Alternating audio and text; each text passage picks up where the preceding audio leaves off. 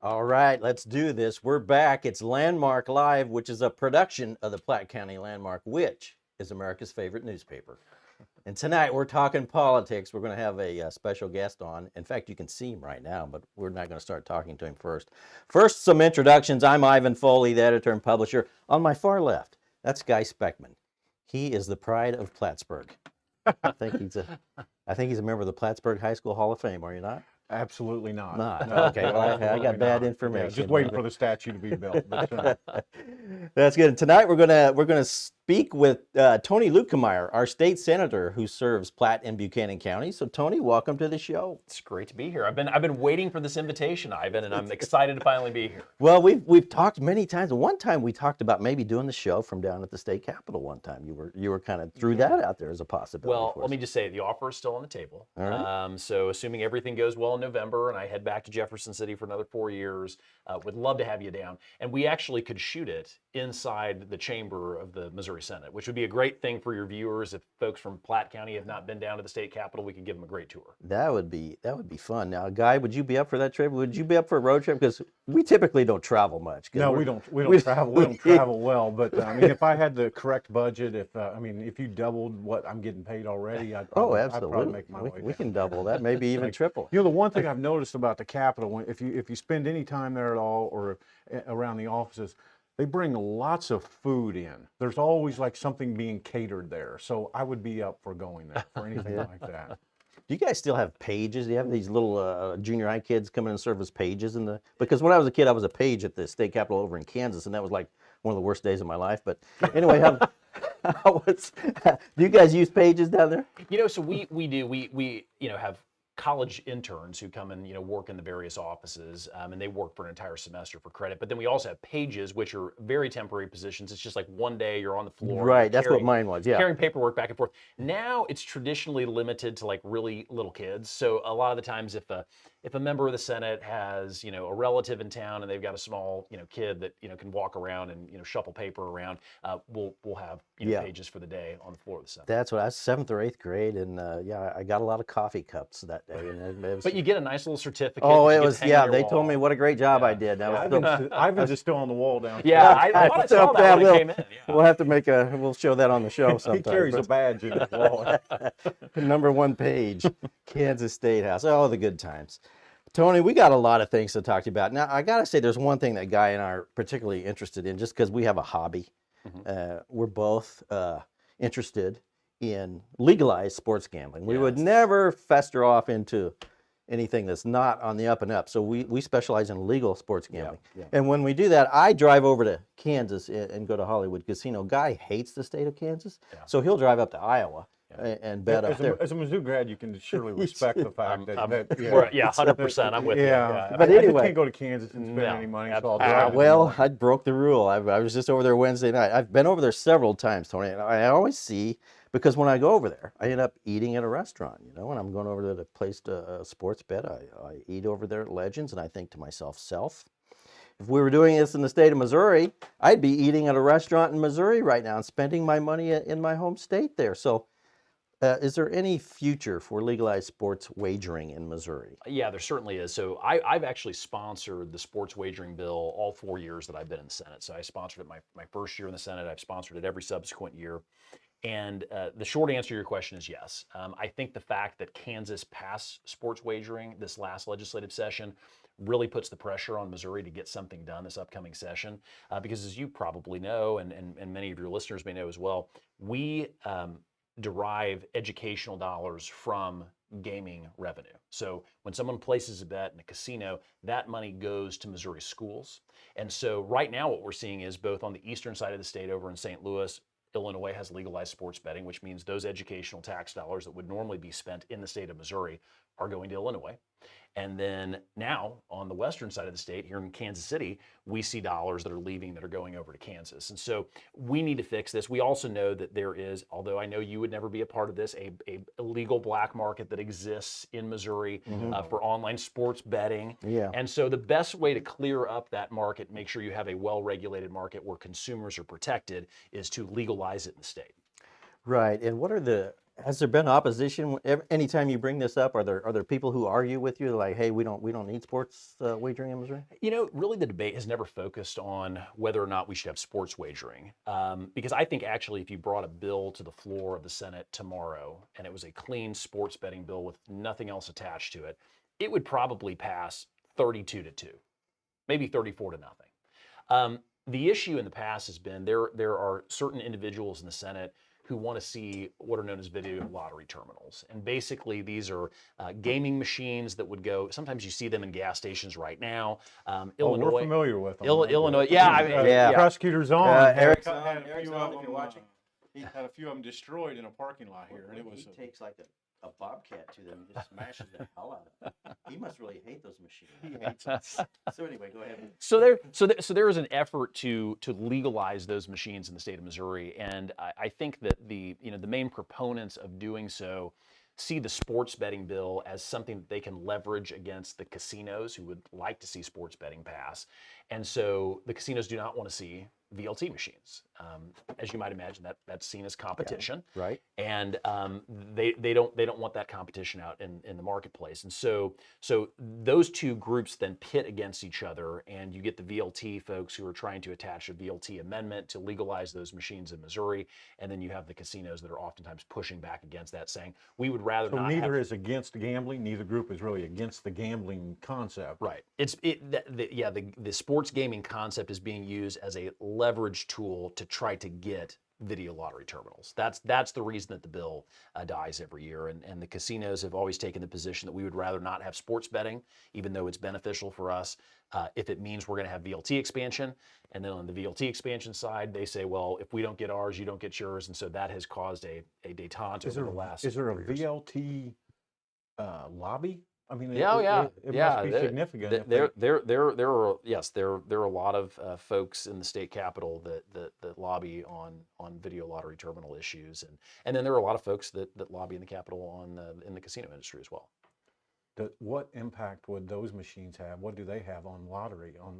I mean, do they have any type of negative impact on the amount of people that would play the lotteries that you get out of a machine? I don't know what impact, if any, they would have on the lottery. Yeah.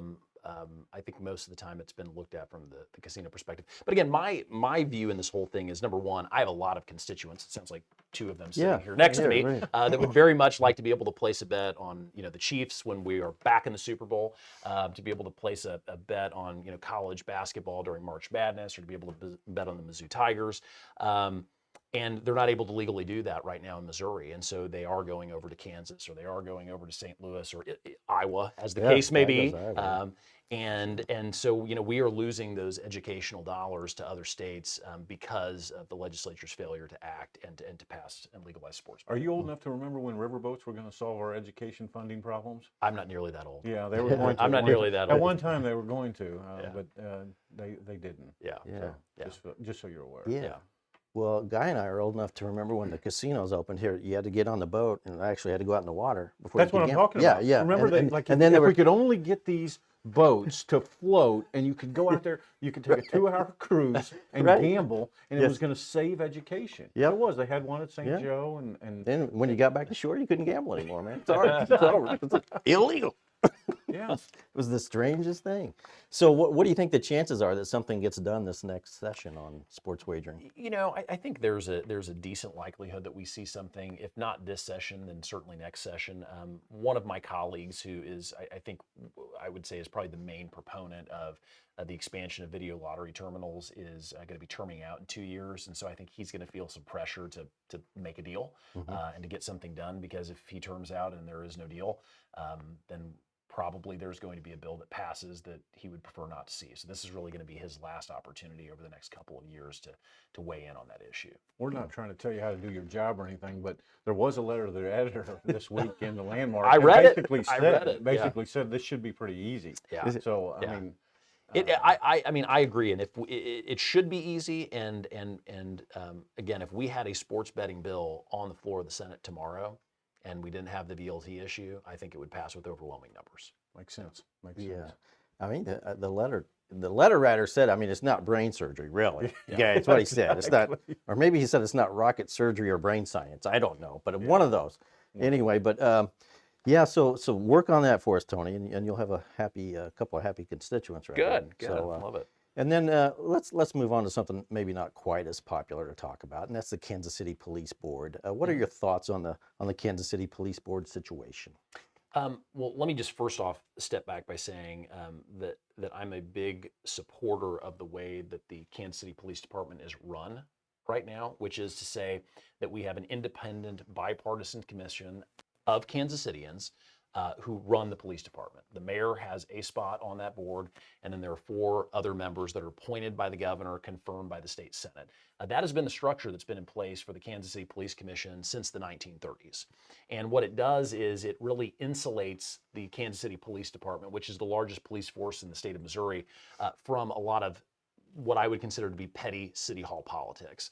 And we saw a lot of that manifest itself in May of last year when the city council took a vote to strip, over $42 million worth of funding from the KCPD, and did so with no warning to, at the time, Police Chief Rick Smith, no warning to any of the 4 Northland City Council members who all voted against the resolution, and of course cut out all 4 of the police commissioners that I just previously mentioned who were responsible with the day-to-day running of the department. I think that was example enough of what I needed to see from that city council to say they absolutely should not be in charge of a 1,200 officer police force. Now, they contend on the other side, I've seen where that was not a cut, but that was a reallocation to what I took from most of the statements was like a community type policing type activities, maybe mental health type services and things of that nature. Do you contend that that's not what happened? So what I would say is there's been a lot of rewriting of history after that decision was made. I think there have been some justifications that have been invented by certain members of the city council to justify what they did, especially when they saw the amount of public backlash they were getting from those actions, in particular up here in the Northland. And no, I don't think there was any plan. And let's even just say, for the sake of argument, they wanted to take a portion of that $42 million and use it for some type of social services. I'm not opposed to more social services, but not at the expense of our law enforcement officers. The reality is, we have record high crime in Kansas City right now. In 2019, Kansas City was listed as the 6th most dangerous city in America. And, almost 90% of the police department's budget is spent on personnel, on benefits and salaries. So the notion that you can make a cut that was 1/5 of that department's budget and not have to remove officers from the streets is just a total fallacy. And so what we would have been seeing is we would have seen massive layoffs within the department. And, I'm a big believer that, while yes, it's good to have social workers, when there is a violent individual on the streets that is threatening to use violence against another citizen, you have to have a well-trained police officer with a gun who's able to intervene in those types of violent circumstances. Go ahead. Go Ivan. ahead. I was just going to move on to. Do you have something else on that? I was going to talk about Amendment 4, but if you got something else on that, Just one thing real quick. They're very quick to the other side of these issues. Very quick on the violence that to blame outstate Republicans mostly for the lack of gun laws that create the violent situations in the city. Where do you stand on that? I disagree with that. I mean, the reality is that an individual who is willing to, and oftentimes individuals who do use guns to commit crimes have obtained the gun illegally. And oftentimes they are convicted felons when they're in possession of the gun, which in and of itself is a federal crime. So the notion that somebody who, has it in their mind that they're going to hold somebody up and steal their purse, or that they're going to shoot them, that they are going to be persuaded by some gun law not to commit those criminal acts, I don't buy that. That just seems absurd on its face. Right. talk to us about Amendment 4, which would have some effect on this police board situation, would it not? Yeah, no. So what Amendment 4 is it's a direct response to what the city council did last year whenever they stripped the $42 million worth of funding from the KCPD. So because of the unique governing structure for the Kansas City Police Department, not only do you have a board of police commissioners that run it, but as you might imagine in state law, because the city could just decide, well, that's fine, you're going to run the department, but we're not giving you any money. So in the legislature back in the 1930s thought about that and said, well, we should probably have some minimum funding mechanism to make sure that the city council has to give some amount of their budget to the police department. And so in the 1930s, that percentage was 15%. In the 1950s, it was increased to 20%. And it has remained frozen at 20% of the city's general revenue since the 1950s. So I sponsored a bill during the legislative session that would increase that minimum funding threshold that the city has to give from their budget to the KCPD from 20 to 25%. And I picked that number principally because that is in recent decades what the city has been voluntarily funding the police department at. And it's in line with the modern day funding needs of the department. Inflation has far exceeded 5% since the 1950s. And this is making sure that the department has the resources that it needs to do its job and provide the basic critical services. And so the reason for Amendment 4 is I sponsored at the same time as the bill a Senate joint resolution which put Amendment 4 on the ballot. The Missouri Constitution has a provision in it known as the Hancock Amendment. Most people know of Hancock because it places a cap on the amount that government can increase taxes without going to a vote of the people. There's a lesser known provision in the Hancock Amendment that prohibits unfunded mandates, meaning the state coming in and saying that the city has to spend a certain amount of money or a county has to spend a certain amount of money without providing a revenue stream. And so what the Amendment 4 does is it provides an exception to Hancock that allows the General Assembly to require minimum funding thresholds for police departments so that we can move the number from 20 to 25%. So how was that placed on the ballot? What was it? Was that placed on the ballot By the me. state? By the state? By me. Okay. Yeah. So when I filed the legislation that increased the funding threshold for the KCPD from 20 to 25% of the city's general revenue, that same day I filed a Senate joint resolution which put Amendment 4 on the ballot to create this carve out for the Hancock. Did that have a partisan vote?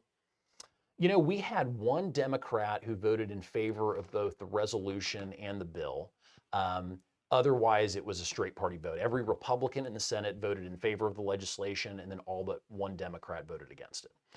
And the Democrat who voted in favor of it happened to be the minority floor leader of the Senate, John Rizzo, who represents a portion of the Kansas City area, and his brother is a police officer in the department. Okay. We're getting mixed letters to the editor on that one. I've had one came in that was opposed to it, and for next week's paper, I already have one has come in that's in favor of Amendment 4. So, have you seen any polling on that? How's that shaking out in the? By the way, I'm going to add another one to your list because I'm working on one right now that I'm hoping to send into the paper in favor of Amendment 4. We'll get it in soon, Tony. Well, we'll get it. We'll get it in soon. If my wife Lucinda's watching, it's in her inbox to edit. She's the journalist of the family, all right, so well, I have written it, and now I've asked for some edits back, and so Lucinda, I'm waiting on those edits.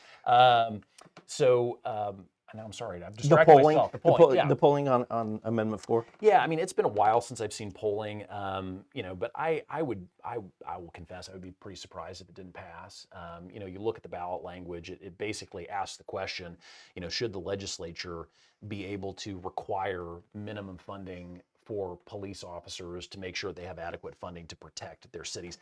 My guess is that the overwhelming majority of Missourians probably agree that should be allowed, especially. Is there FOP support behind it? Yes, the Fraternal Order of Police has come out in Kansas City in support of it. The State Fraternal Order of Police has come out in support of it. I will tell you that during the legislative session when I sponsored the bill, the Kansas City Police Department itself came out in favor of it through the Board of Police Commissioners whenever we had the bill. That wasn't a unanimous vote then.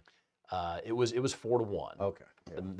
The mayor voted no, and all 4 police commissioners who were appointed by the governor voted in favor of supporting that legislation. Yeah, I'm going to take a minute to talk about letters to the editor too. By the way, we cut those off like a week ahead of the election, so there are 2 current editions, or not current, but 2 editions remaining before the election. So you've got 1 week to get your letters to the editor in, and then I cut them off. Because that avoids a late letter to the editor trying to perform a hit piece on someone, Guy, and we just don't want that, right? Absolutely. We're big believers in unless fairness. it's gambling. Unless it Yeah. gets down to some kind of gambling issue. Well, yeah, we'll talk about We it. may have to pull some strings. We'll talk about it. Yeah. Hey, everybody, thanks for tuning in. It's Landmark Live. You are watching Ivan Foley and Guy Speckman interview Tony Luetkemeyer, who's a state senator, and Tony is an attorney, and Guy and I are not attorneys. I don't know if that's clear to you through the watching, but we'll give legal advice. Yeah. we do own a gently used set of encyclopedias, though. So that's I think we're on even ground, aren't we? Yeah, We're getting absolutely. closer. Yeah, we're pretty close. So, Guy, you had a couple things you wanted to talk to Tony about. Well, I mean, I saw in Missouri Times you were listed on a short list as a potential if Eric Schmidt, the current Attorney General, would be elected to the United States Senate, then there's an open position as Attorney General, and you were on that short list in that article as somebody that would potentially fill that position. You care to make any kind of comment on that, or well, I mean, it's an honor to be mentioned, but it also creates difficulties for you sometimes. I mean, it's always flattering to hear your name mentioned for positions like that. I will tell you, and I mean this truthfully. I mean, I'm very focused on my campaign here. To get reelected, to continue representing the citizens of Platte and Buchanan County in the Missouri Senate. I've enjoyed my time in the Senate. I think I've been able to do some things that have made a meaningful difference for our state and for our community. And I look forward to, hopefully, if I have the confidence of voters in November, having an opportunity to do that for another 4 years. Is state office, would that be something that you would be looking at in the future? I mean, I would never count anything out.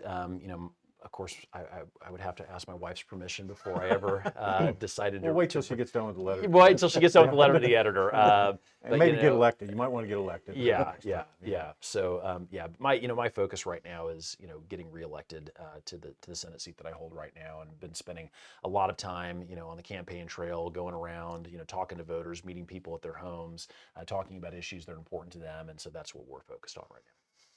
Boom, couple of topics coming up that you'll want to stay tuned for. We're going to talk about taxes and property assessments. That's always a popular topic in Guy Speckman's world. Guy is an appraiser when he's not reading his encyclopedia or writing his column for the Landmark, which appears on page 3, and it's called Ponder the Thought, and he is our funny guy. We like to, we call him our humor columnist.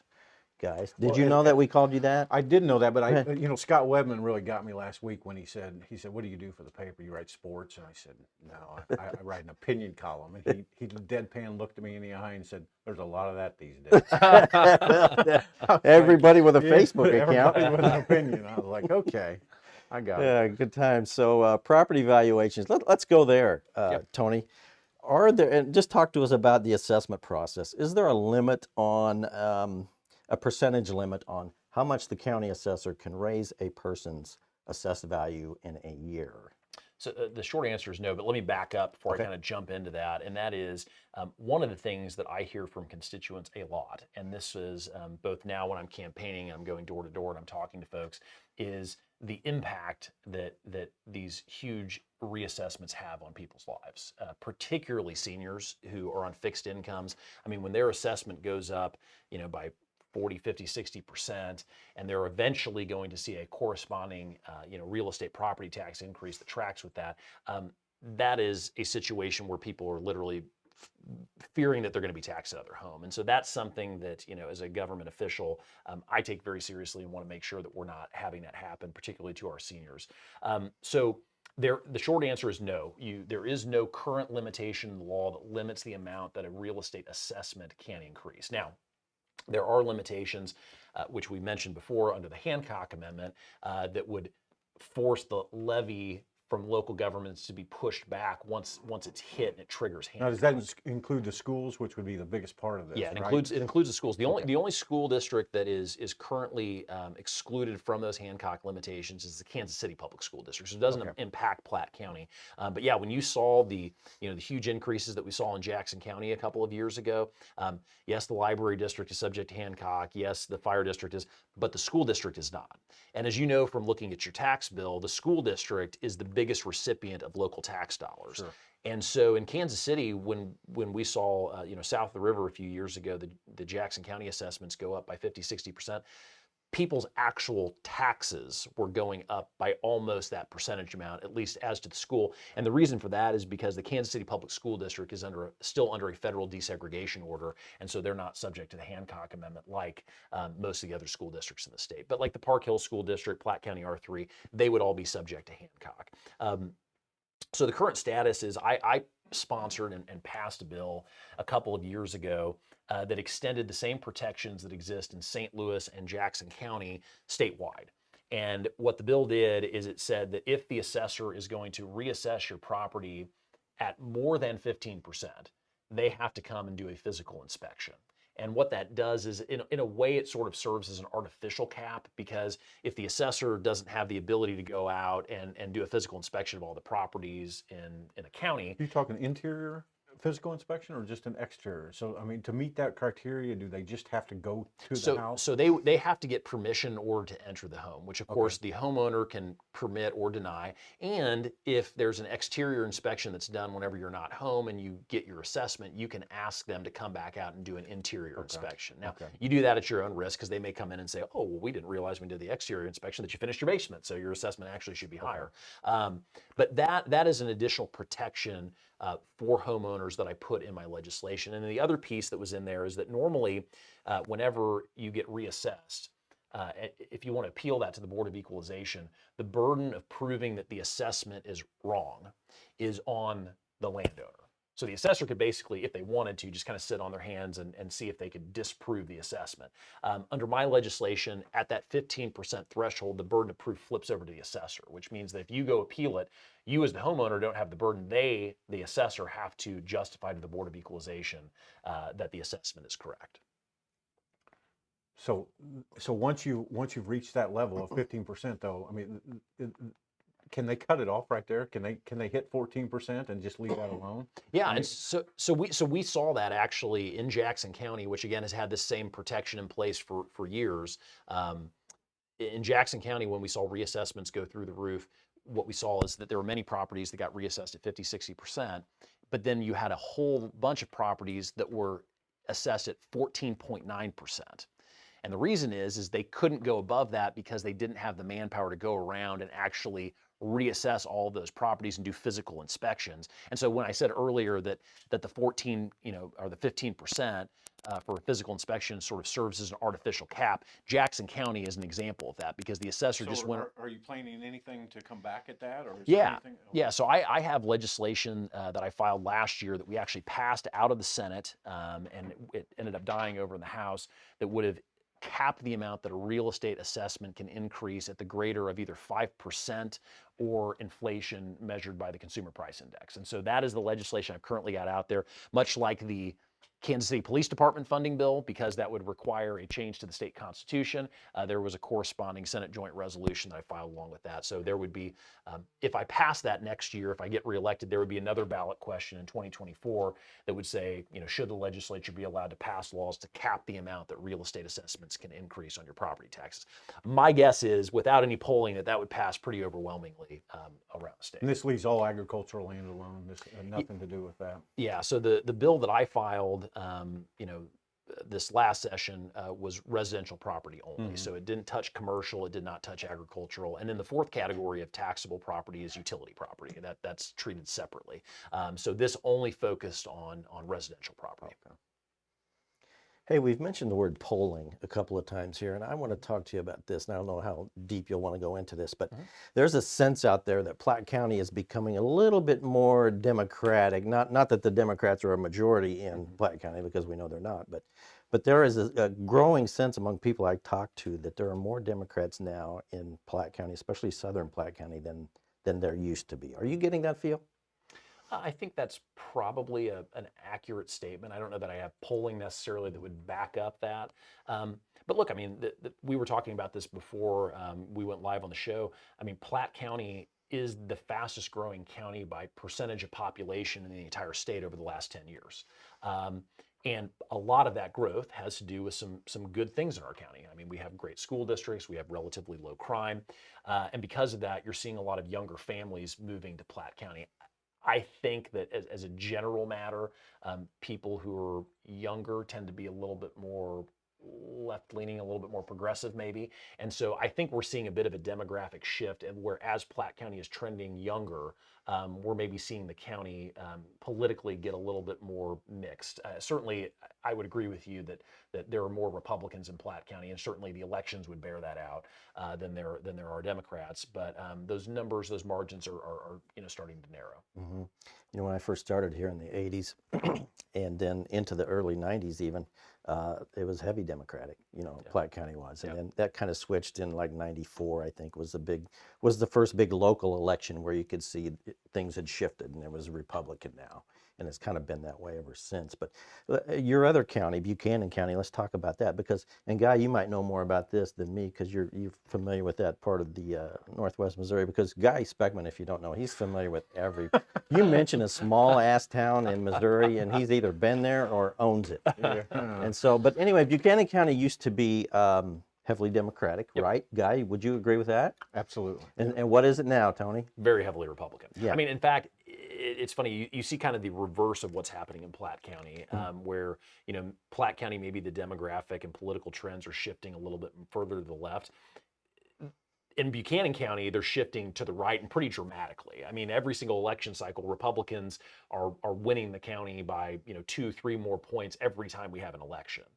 To the point now where, I mean, you really, it's almost inconceivable that a Democrat would be able to win an election in Buchanan County. But don't you think the parties have changed? And one, I watched just stumbled on one time. I was down in Columbia. They were playing an old tape of Jerry Liddon, the famed, he died on election night, Chillicothe legislator or U.S. representative, I guess.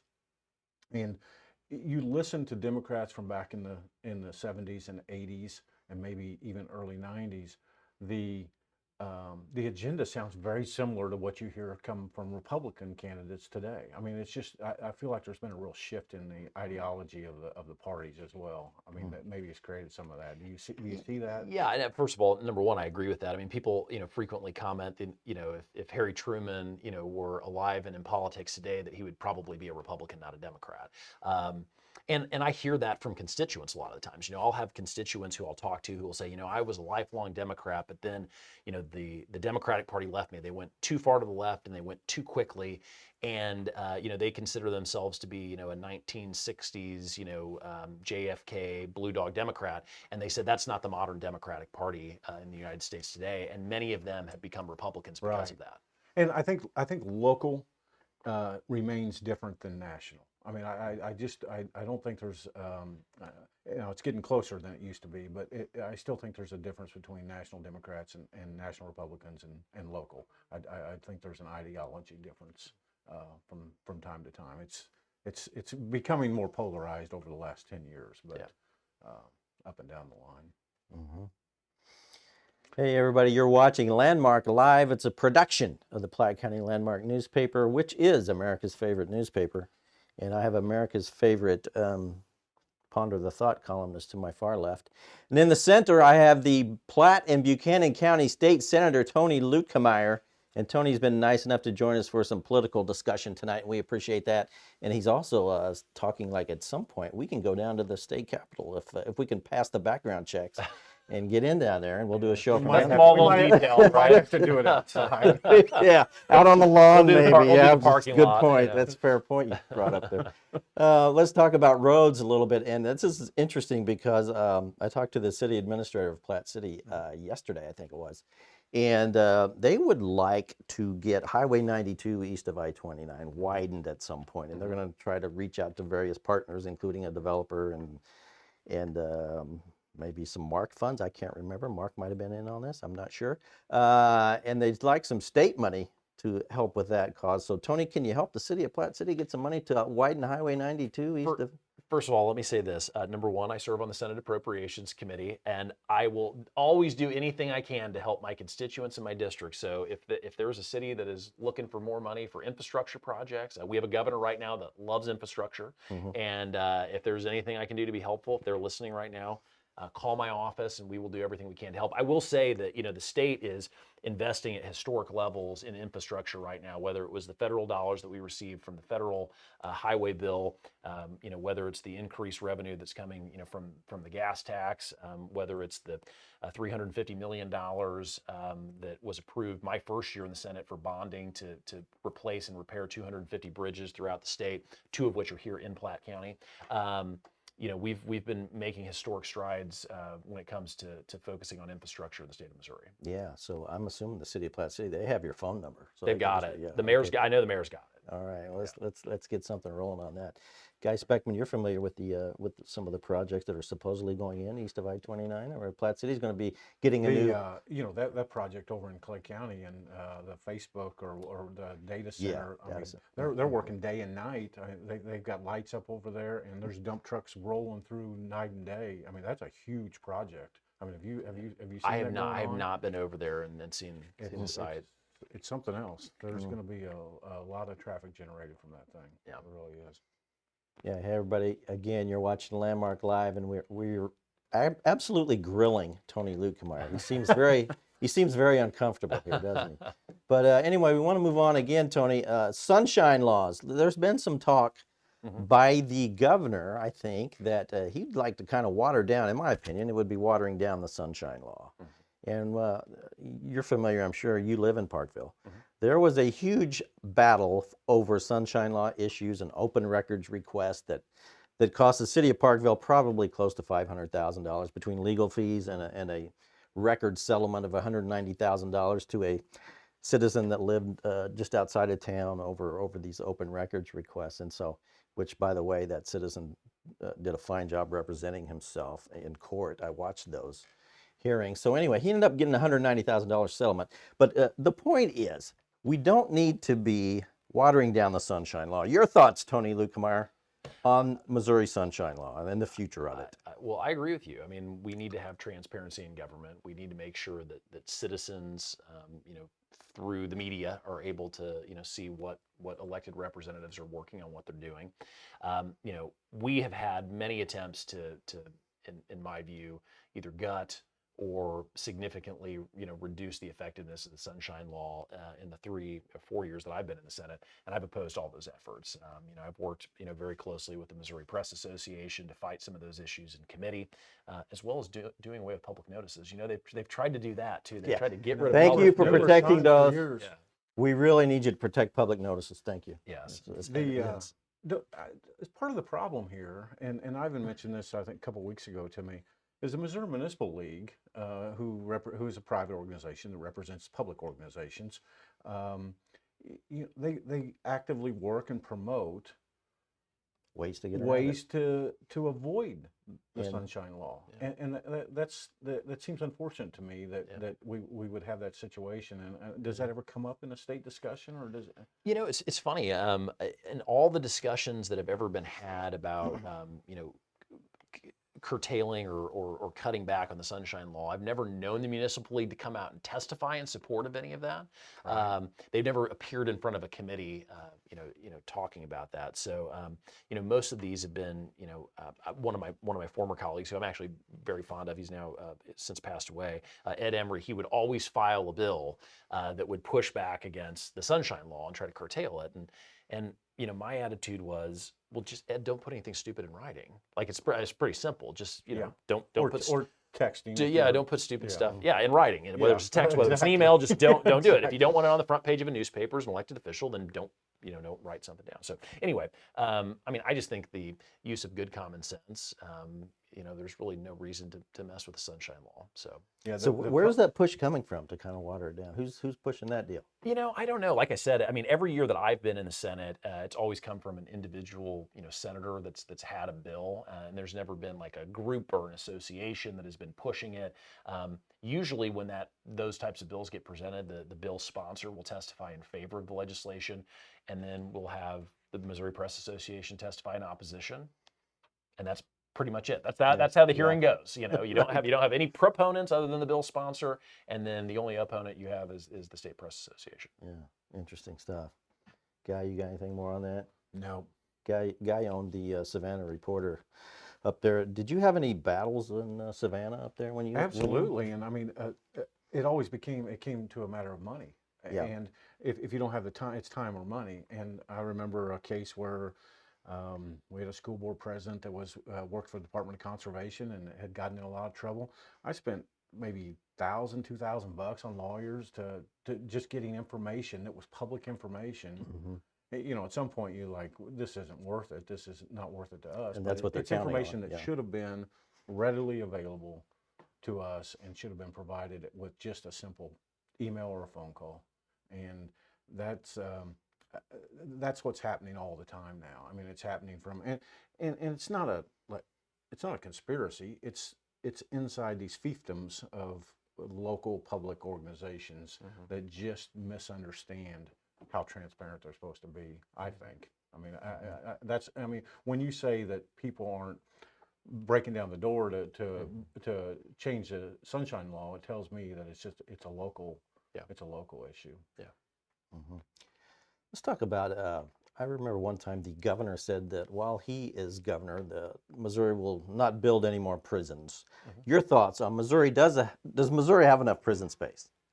You know, I have not looked at the numbers with the Department of Corrections recently to be able to really give an intelligent answer to that. What I would say, just generally speaking, is this: is that we need to be smart on crime, and what that means is really two things. Number one, we do not need to be locking up nonviolent offenders who are people that should be in drug treatment courts or something like that. And our prosecutor, Eric Zond, and our Sheriff, Mark Owen, has done a great job here in Platte County drawing that delineation. On the other hand, when we have dangerous offenders, people that commit violent crimes, they need to be locked up. There needs to be a place for them. That is another thing that in Platte County we have done a good job. We've got a sheriff's department and local municipal police who will arrest people when they commit violent offenses. We have a prosecuting attorney's office that will prosecute them. We have a jail that will hold them, and we have judges that will throw the book at them in appropriate cases. You look south the river in Kansas City and you see the crime down there. Other than the police department, which does a fine job of getting and apprehending people, you have a justice system that totally fails. You scarcely see a homicide that you read about in the city of Kansas City, south of the river, where the person does not have a long rap sheet, where they've committed multiple dangerous felony offenses, and yet for some reason, either the prosecutor refused to prosecute, entered into some type of plea deal that was very favorable to the defendant where they didn't spend any time in prison, or a judge that refuses to enforce the law, and then these people are back out on the street and then they kill somebody. And it's somehow this huge surprise that it happens. It's like, well, no, they tried on multiple different occasions to rob somebody at gunpoint. Those were attempted unsuccessful homicides that did not turn violent but for the grace of God. And then when those people are back out on the streets and they realize there are no consequences to their actions, they go back and they do it again. And eventually the trigger gets pulled and somebody dies. And that is, in my opinion, the catch and release of dangerous felons is one of the things that is driving a lot of our crime statistics south of the river in Kansas City. Gotcha. Another thing I wanted. Go ahead. What Go would you ahead, Guy. think, though? I saw an interview with the prosecutor, Jackson County prosecutor, just the other day, where I'm paraphrasing, but that their efforts are to prevent crime, and which kind of struck me as funny because I think the prosecutor's office is not to prevent crime; it's to prosecute crime. Yeah, and it has a preventative effect, though, right? I mean, part of the criminal justice system, if it works properly, is the police arrest, prosecutors prosecute, judges enforce sentences, and if the system works correctly, people that are would-be criminals out in the community, seeing their friends going off and having long prison terms, that has a deterrent effect on them. But every part of the justice system has to be doing its part. And so when you have a prosecuting attorney, like the one that we have in Jackson County, or in the city of St. Louis, refusing to do their part of enforcing justice, then you see a breakdown. And I think we've started to see that in Kansas City. I've had a lot of conversations with Kansas City police officers where they vent their frustration, where they've picked up somebody who's clearly dangerous. They're armed. They've tried to commit or have successfully committed a dangerous felony short of a homicide. They go out and arrest this person, risk their own lives as police officers, and they arrest this person 3, 4, 5 times, and they're cycled in and out of the Jackson County Jail. And then eventually, the only time they're held to account is when they finally pull the trigger and kill somebody. That is a broken justice system, and it does need to be fixed. I think he said we're building more jails. Yeah. So, Well, let's hope not. Marijuana legalization, recreational marijuana is on the ballot. Your thoughts on that amendment? I'm against it, and for a lot of different reasons. One, they've got some very weird expungement provisions that are in the ballot language. it'd basically be automatic expungement. I think that employers, if they have a prospective employee that's been convicted of a felony, they should have the ability to find out something like that in making a decision of whether or not they want to hire somebody. So there's a bunch of problems there. The language of the actual constitutional amendment, I think, is like over 40 pages long. When you have that, And that's on the ballot coming up, correct? That's on the ballot coming up. Now the ballot summary is much. It would legalize. I mean, all marijuana. Right. Okay. Right. Yeah. And so, I think it's not the right approach, and I personally will be voting no on Amendment 3. Have you seen any polling on that one? I'm asking you a lot of polling questions. I'm trying to think. I don't know that I have seen polling on Amendment What 3. What will the state's reaction be if it passes? Will there be any? Is there an action that is potential to be taken for those of you that don't like that? So you can kill it?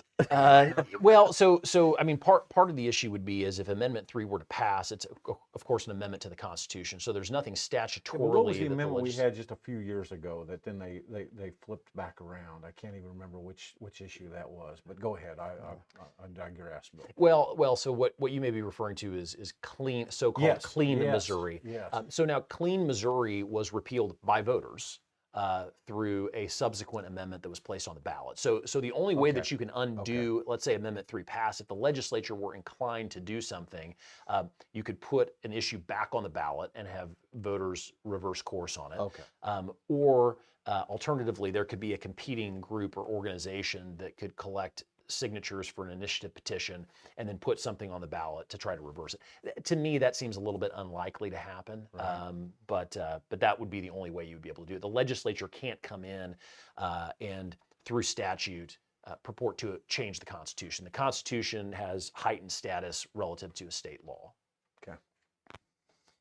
So Tony, let's get back to sports gambling. Yeah. Yes. Let's Okay. go All back right. to sports. We got everything don't- comes full circle. I don't know if you've heard, but Kansas has legalized sports And so does wagering. Iowa. And so And Illinois, by the way. You probably built a bridge to Kansas so that we could get there and gamble. speaking of bridge, I drive 435 to Hollywood Casino, and you live in Parkville. I'll just stop there, pick you up sometime. We'll just have a good time doing It'll some be great. legalized sports wagering. It'll be and I'll say, hey, fantastic. Tony, see how fun this is? See how many people are spending money here? You don't even need to lobby me. I mean, like I said, I have been the sponsor of this bill the last 4 years that I've been in the Senate. I want to see it pass. I want to As see it much pass. as much as Prosecutor Zahn hates those machines, Yeah. we Oh. could send him to Jeff City, Well, he'd and he take could take he took a track hoe to those. Yeah, that's what it was. He Track took a hoe. track hoe to him, brought Dan Oh. Hageman down. It was- and I they remember. stood in the parking lot. And they beat the hell out of Oh, those they things. assaulted him So, viciously. Next time the lobby for the video game people are there, bring Yeah. those guys down. Bring those are your heavies. I'm Yeah. telling you, they See? are. Guy's an answer guy. I He's the got, answer guy. I may hire him as my chief of staff, actually. We need some of that common sense down Jefferson We City. really do. So what will be some of the important topics coming up in this next session, in addition to sports wagering, of course? Yeah, I mean, sports wagering, I will be filing a bill on that, assuming Yeah. everything goes well in November. I will be, working on public safety legislation. We're working very closely right now with the state chamber. One of the things that the Missouri Chamber of Commerce has realized is that, we always talk about tax policy and a lot of other policies that are important for attracting or retaining businesses in Missouri. But one of the things they've realized is that when your city has the perception of being unsafe or actually is unsafe, it's a huge impediment to getting companies to want to relocate to your city or to your state and trying to keep companies to stay here because everybody wants their employees to feel safe whenever they come to work. And so I'm going to be working closely with the Missouri Chamber, as the chair of the Senate Judiciary Committee to hopefully get some good public safety legislation to the governor's desk next session to make sure that we are making the state safer, but also more economically viable. Do we have a backlog of judicial appointments to be made? Backlog? No, we don't. Okay. We don't. Okay. Yeah, so Missouri has the what's known as the Missouri Court Plan, where there are panels of judges that are submitted to the governor, and he's required to pick, I think within 60 or 90 days, a vacancy for the Court of Appeals, the Missouri Supreme Court, and then certain county circuit courts. Platte County, for example, is part of the Missouri plan.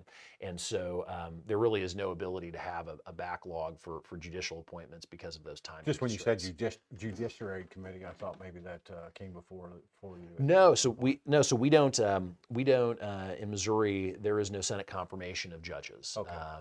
Judges stand for retention elections. So for those of you that have gotten your sample ballots, you'll see that there are a bunch of elections on there for Supreme Court, Court of Appeals, and then local circuit judges. And it's just a yes or no should the person be retained. They're not running against anybody, but the retention election is the people's check on the executive branch appointing judges in Missouri. Yeah. So what's that got to do with gambling? Nothing. Nothing. It has nothing to do with gambling. So how much time do you actually get to, you're an attorney, but how much time do you actually get to practice law while you're state senator?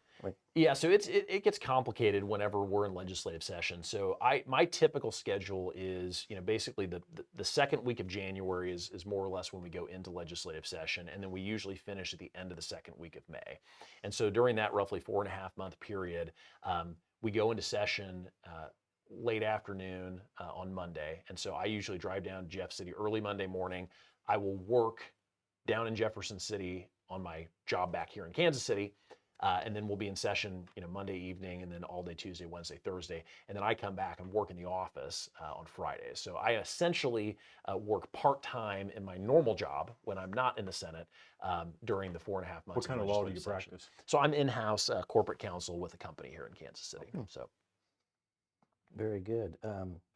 The Republican Party, some infighting, or is everybody getting along? Explain this to me. I've read multiple articles with regard to the infighting, and there's a certain group of Republicans that's, all I can tell is one group's more Republican than the other. Is all I can kind of gather from it all. Yeah. And that you guys, I mean, Well, it's kind of a constant can you get battle this worked to see who out? can get the farthest to the right. exactly, Sometimes, exactly. Well, so we have a group in the Senate that until recently referred to themselves as the Conservative Caucus, and they had a kind of separate group that was sort of a subset of the broader Republican caucus in the Senate.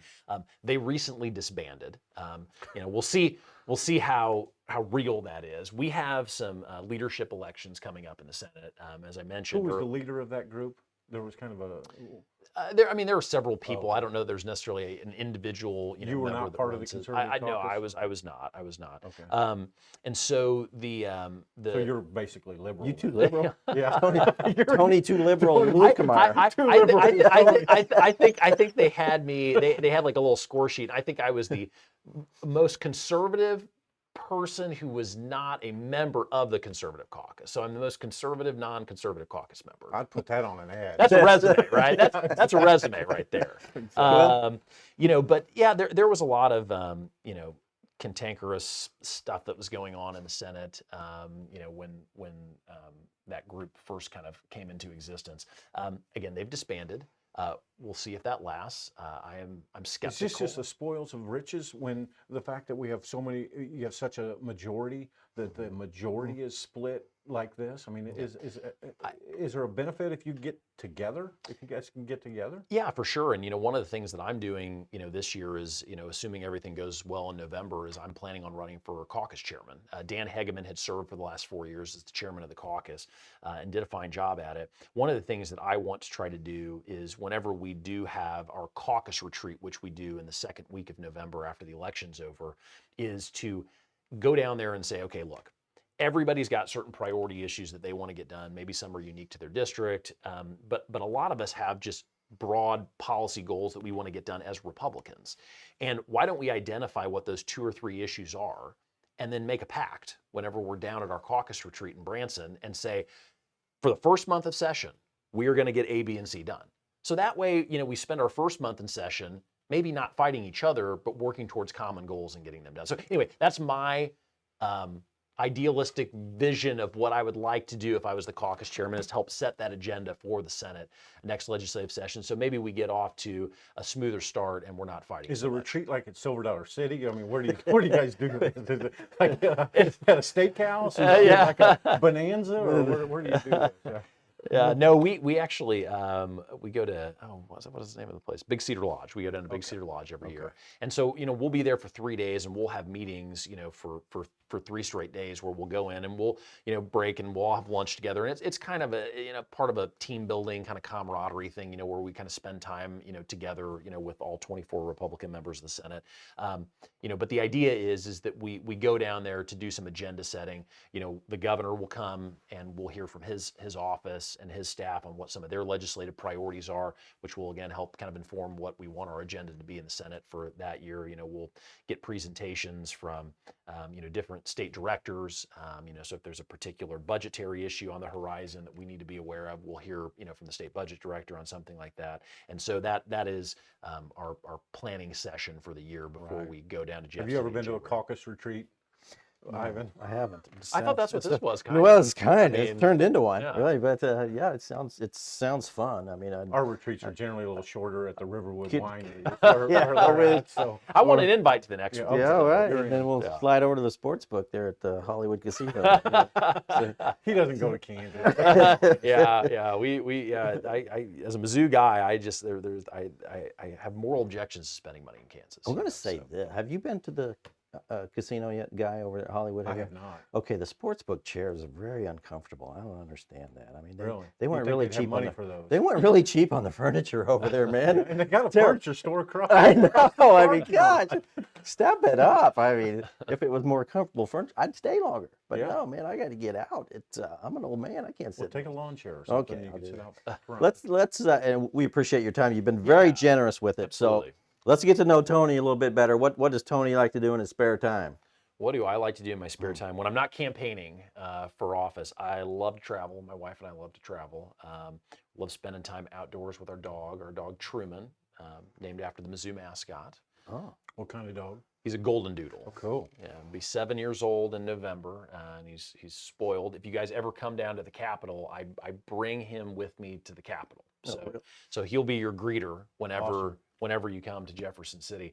And I have to say, it's funny, whenever we have like the 4th grade tours that come through the state capitol, I always have the teachers, email me after they get back from the Jeff City trip, and they're like, it's funny, and this is almost universal, kids got to go in the dome of the Capitol, they got to go in the Senate and House floor, they got to go to the governor's office, where this is headed. The one thing the kids will not stop talking about is the guy who had the dog in his office. So. yes, absolutely. So you like sports, though, right? I do. Yeah. Big Kansas City Chiefs fan.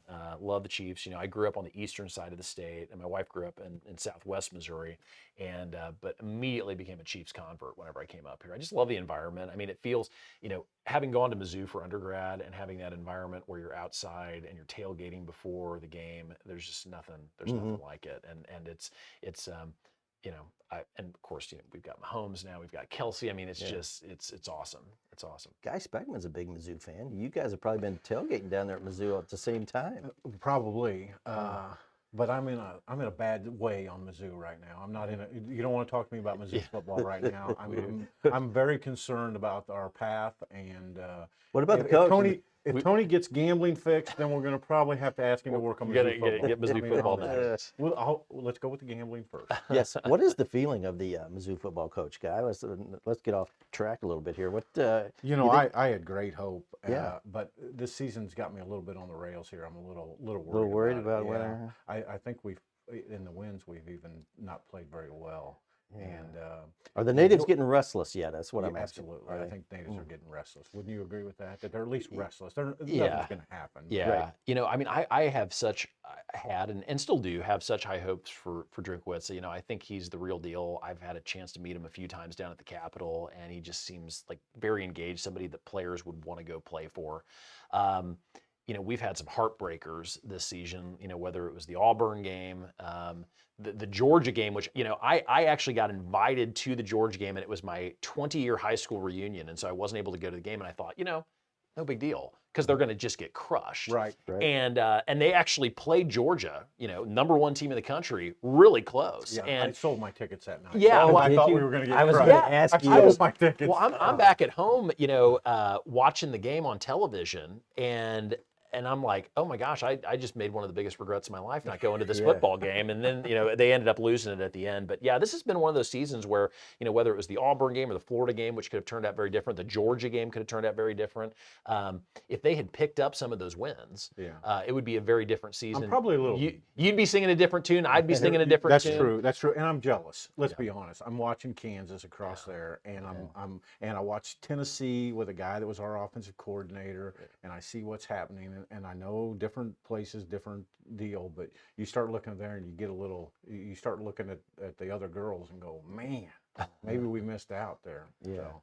You know where I was when Mizzou was playing Georgia? At the winery. I was at the Hollywood Casino. watching the game. That was such an obvious. I mean, everything comes back full circle. Yes. Actually, you should be hired as a casino lobbyist to come down because you're very persistent. You were so persistent on this sports betting issue. They should be asking us to come over there and do a show, Guy. They really should. Absolutely. If we had sports betting in Missouri, we would hook up immediately with like the Argosy sports book or something. So Argosy, there you go. When Tony gets sports betting legalized, we're going to do a Landmark Live down at the Argosy. From the sports book, aren't we, Guy? Absolutely. Okay. All right. Well, Tony, we appreciate you coming on. It's been a lot of fun. We've learned a lot, and I hope we didn't beat you over the head too much with sports betting. But we are actually thrilled to know that you're a big supporter of the idea. I am. And so, big supporter, and like I said, 4 years straight sponsor of the bill, and have every intention if things go to plan in November to sponsor the bill again this upcoming legislative session. Yeah, very good. Hey, and I got a little breaking news too. I spoke with a former chief by the name of Neil Smith on Monday or Tuesday of this week. Neil Smith, an upcoming guest on Landmark Live. So we will talk. We'll see if Neil likes sports betting. There you go. So I bet he does. I bet he does. We'll send him to see Tony. Yeah. Yeah. All right. Well, Tony, thank you, sir. Yeah, it's been fun. Hey, thanks for having And me. Tony, thanks a we'll lot. do it again. Good to see you. Thank you. Everybody, thanks for tuning in to Landmark Live. We will see you again, and watch the printed edition of the Landmark. When we get Neil Smith scheduled, we'll announce that date, and we'll also announce it on our social media, on Platte County Landmark on Facebook, and on my Twitter account, and on Guy Speckman's Twitter account. What is your Twitter account, Guy Speckman? G-Spec, at G-Spec. At G-Spec. Okay, at G-Spec. Start following him now. Until next time, thanks for tuning in.